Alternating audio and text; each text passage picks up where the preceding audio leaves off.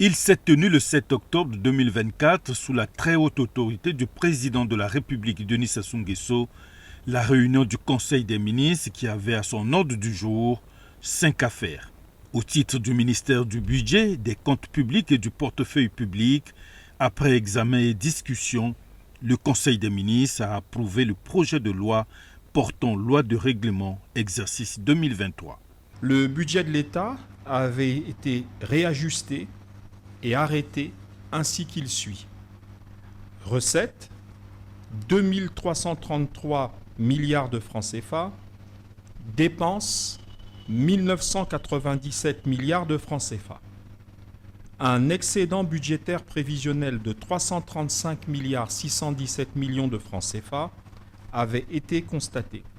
Les ressources et les charges de trésorerie et de financement estimées respectivement à 517 milliards de francs CFA et 1080 milliards de francs CFA avaient pour leur part dégagé un déficit prévisionnel de 563 milliards de francs CFA. Ainsi, le gap de financement de l'État pour l'année 2023 avait été arrêté à la somme de 227 milliards 383 millions de francs CFA. Au terme de l'exercice 2023, l'exécution des opérations budgétaires de trésorerie et de financement a fait l'objet du présent projet de loi de règlement. Après avoir fait un récapitulatif des recettes, des dépenses et des ressources de trésorerie et de financement, le ministre Ngatsé a indiqué aux membres du Conseil des ministres que l'exécution des opérations budgétaires de trésorerie et de financement dégageait un excédent global de financement de 51 milliards 600 millions de francs CFA contre 6 milliards 300 millions de francs CFA en 2022, soit une hausse de 719%. Notons enfin un solde budgétaire global de 664 milliards 667 millions 647 868 francs CFA, l'écart global de financement étant de 51 milliards et 600 millions de francs CFA. Le ministre du Budget, des Comptes publics et du Portefeuille public a ensuite soumis à l'approbation des membres du gouvernement les grandes lignes du rapport sur l'exécution du budget de l'État au 30 juin 2024.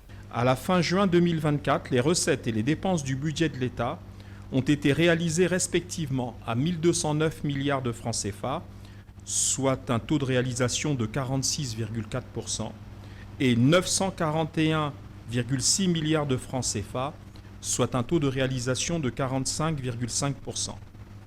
Il se dégage ainsi un solde budgétaire excédentaire de 267 milliards 400 millions de francs CFA contre 536 milliards de francs CFA en prévision annuelle. Après avoir égrené les chiffres liés aux recettes et aux dépenses, le ministre Ngatsé a évoqué la situation de la trésorerie et du financement au 30 juin 2024.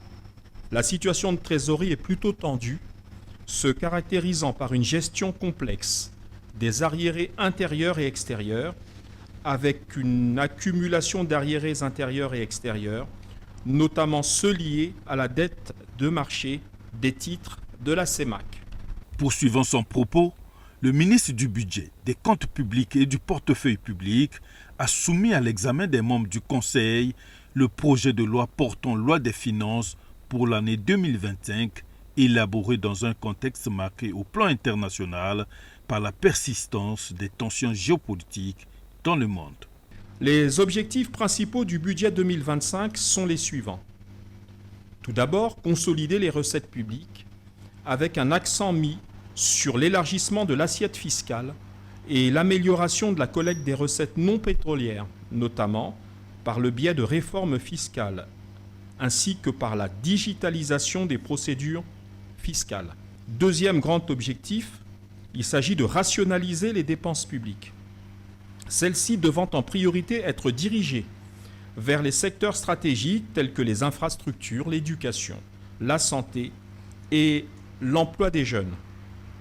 Troisième objectif, enfin, il s'agit de gérer la dette publique afin de la maintenir à un taux de soutenabilité grâce à la poursuite de sa restructuration, tout en allégeant ses maturités pour réduire son fardeau à court terme. Ainsi, La politique budgétaire en 2025 poursuivra l'objectif de consolidation progressive du solde primaire hors pétrole, politique qui devrait être mise en œuvre à moyen terme entre 2025 et 2027.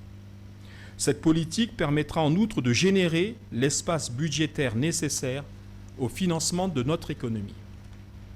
De manière spécifique, il s'agira notamment de soutenir les couches vulnérables avec comme action phare la régularisation de la situation des employés précaires de la SNCF et de la CAMU par le biais d'une subvention spéciale de l'État de près de 10 milliards de francs CFA, grâce aux recettes générées par la revalorisation des prix du carburant.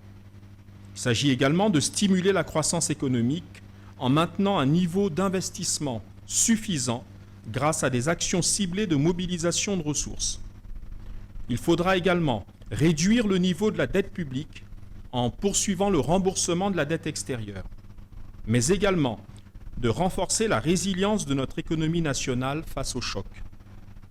Il conviendra également de maximiser les recettes fiscales et de services grâce à la digitalisation du processus de collecte des recettes fiscales, de services et des jeux de hasard.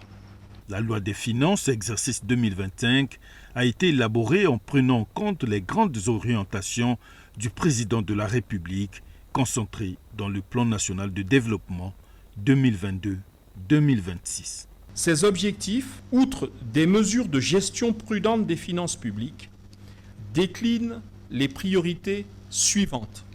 Tout d'abord, la consolidation des recettes publiques par l'élargissement de l'assiette fiscale et l'amélioration de la collecte des recettes grâce à la numérisation et la digitalisation des procédures fiscales.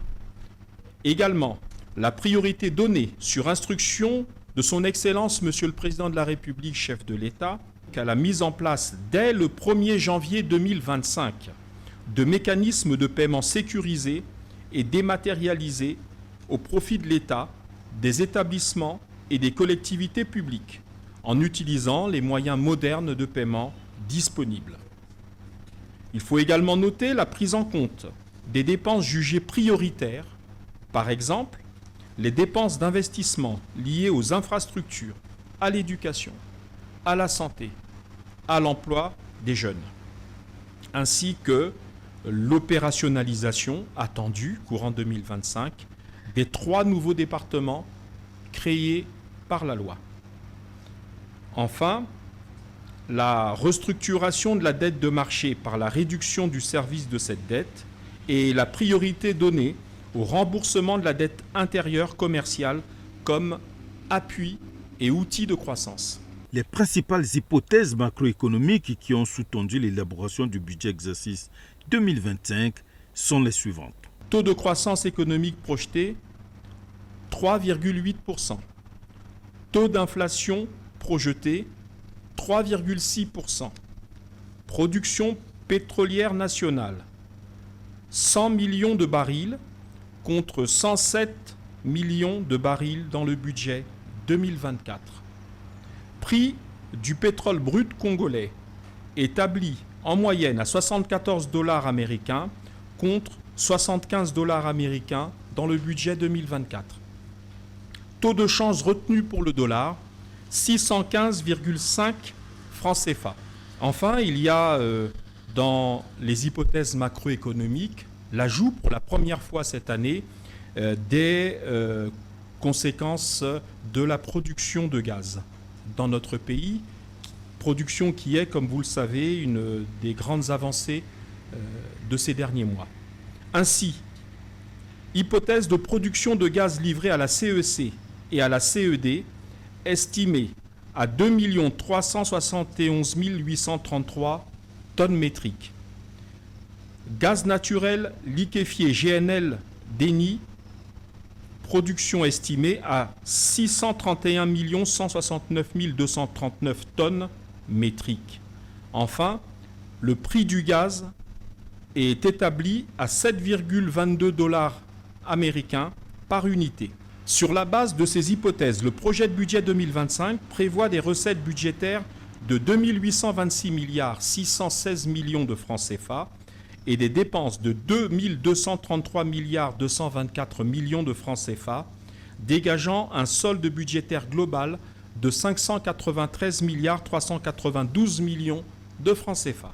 Au titre du ministère du Commerce, des approvisionnements et de la consommation, après examen et discussion, le Conseil des ministres a adopté le projet de décret portant abrogation du décret numéro 2022-370 du 29 juin 2022 portant approbation du plan de résilience sur la crise alimentaire 2022-2023.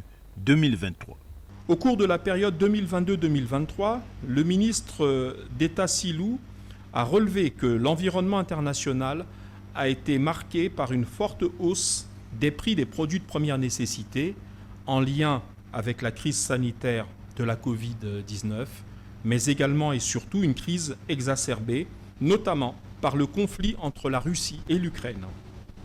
C'est dans ce cadre que le gouvernement, soucieux de protéger les entreprises et les ménages contre une hausse généralisée des prix, a mis en place une batterie de mesures financées, principalement sur ressources propres et concentrées dans le plan de résilience sur la crise alimentaire 2022-2023, approuvé par décret le 29 juin 2022.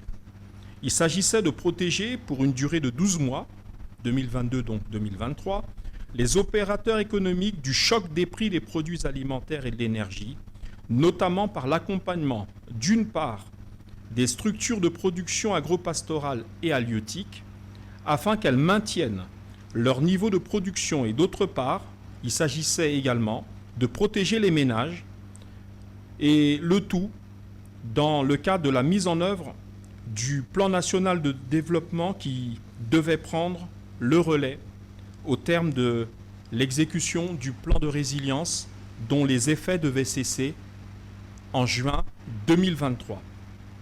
Le décret soumis à l'examen et adoption du Conseil a pour objet de constater la fin du plan de résilience et le relais pris depuis lors par le PND 2022-2026. Concernant les mesures individuelles, le Conseil des ministres a procédé à des nominations au titre du ministère de la Fonction publique, du Travail et de la Sécurité sociale, conformément au statut de la Caisse d'assurance maladie universelle. Sont ainsi nommés directeur général de la Caisse d'assurance maladie universelle, M. Félix Moucaud, universitaire, docteur de 3e cycle en analyse et politique économique. Directeur général adjoint de la Caisse d'assurance maladie universelle, M. Jean-Claude Adoua, senior manager. Le président de la République, Denis Sassou Nguesso, a présidé le vendredi 11 octobre 2024 au Palais du Peuple la réunion du Conseil des ministres. Celle-ci s'est tenue 5 jours après celle du lundi 7 octobre avec des objectifs précis soulignés dans le compte rendu. Il faut relever que la tenue de ce Conseil des ministres exceptionnel, 5 jours après le Conseil précédent dans la même semaine, avait un triple objectif. D'abord, prendre au plus vite les textes d'application sous forme de décrets, d'importantes lois qui renforcent la bonne gouvernance dans certains secteurs stratégiques de la vie nationale et nous mettent en conformité avec les meilleures pratiques sous-régionales ou internationales. Ensuite, permettre à notre pays de se conformer à des engagements pris auprès de partenaires multilatéraux afin de poursuivre et finaliser les réformes qui renforcent encore davantage la transparence dans la gestion des finances et des ressources publiques. Au total, 10 affaires étaient à l'ordre du jour de cette réunion du Conseil des ministres, dont 9 projets de décret et une communication. Les 2 premiers projets de décret examinés et adoptés au cours de cette réunion sont relatifs à la régulation de la concurrence dans la pratique commerciale en République du Congo. Présenté par le ministère du Commerce, des Approvisionnements et de la Consommation, le premier projet de décret fixe les modalités de constatation des infractions, de notification des sanctions et des astreintes, des opérations de concentration des entreprises et des recouvrements des amendes contre les pratiques anticoncurrentielles. Tandis que le deuxième porte approbation des statuts de l'Autorité nationale de la concurrence, conformément aux dispositions de la CEMAC, communauté économique et monétaire de l'Afrique centrale. Deux autres projets de décret adoptés par le Conseil des ministres concernent le ministère du contrôle d'État, de la qualité et du service public et de la lutte contre les antivaleurs. Il s'agit d'abord de celui fixant les conditions et les modalités de dématérialisation des procédures de passation des marchés publics et de délégation de services publics et celui portant rattachement de l'autorité de régulation des marchés publics au Premier ministre, chef du gouvernement. L'objectif est ici d'assurer une passation des marchés conforme à la transition vers le budget programme, en tenant compte des objectifs de développement durable, de transparence et d'optimisation des ressources dans l'attribution des marchés publics. Cette politique s'inscrit également dans le cadre du programme d'appui aux politiques de développement pour la gestion budgétaire et la croissance inclusive. Le ministère des Hydrocarbures a présenté également deux projets de décret au cours de cette réunion. Il s'est agi du projet de décret fixant les conditions et les modalités d'approbation de la cession d'intérêts participatifs dans le contrat ou le transfert d'actions ou parts sociales dans le capital social de l'un des membres contracteurs et celui fixant les conditions et modalités de constitution du contracteur. Cette mesure permet de s'assurer du réel engagement des membres du contracteur dans un projet pétrolier pérenne. Par contre, un délai de 90 jours est accordé au ministre des Hydrocarbures pour répondre à la demande d'approbation de la cession. Si la cession envisagée entraîne un changement de contrôle du membre du contracteur, une autorisation du ministre des Hydrocarbures est nécessaire. Dans les autres cas, une simple notification est suffisante. Enfin, un droit de préemption est prévu pour la Société nationale des pétroles afin de lui donner la priorité par rapport aux autres membres du contracteur. Il apparaît qu'au terme du Code des hydrocarbures, le choix des sociétés membres du contracteur, autres que la Société nationale de pétrole, est effectué dans le cadre d'une procédure d'appel d'offres ou, à titre exceptionnel, de gré à gré. Le principe de renforcement de la transparence dans les appels d'offres est réaffirmé avec éclat dans ce projet de décret. Par ailleurs, le statut des assistants vérificateurs de la Cour des comptes et de discipline budgétaire, l'échange des renseignements entre les entités publiques, les entités privées et les administrations fiscales et douanières, ainsi que l'attribution et organisation des directions des études et de planification au sein des ministères ont été des projets de décret présentés respectivement par le ministère de la Justice, le ministère du Plan et le ministère du Budget.